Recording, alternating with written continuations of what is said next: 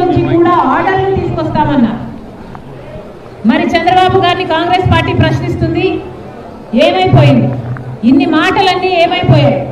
ఆర్డర్లు ఎక్కడున్నాయి? డిమాండ్ ఎక్కడుంది? ఈరోజు డిమాండ్ లేక, ధర లేక ఈరోజు ఇక్కడ ఉన్న రైతులంతా నష్టానికి అమ్ముకుంటున్నారు.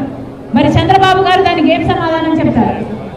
మార్కెట్ వస్తుందన్నారు, డైరెక్ట్ గా కొనుగోలు చేసేటట్టు చేస్తామన్నారు. మరి వాళ్ళు ఎందుకు రాలేదు? వాళ్ళైనా కనీసం 1200కు ఎందుకు కొనటం లేదు?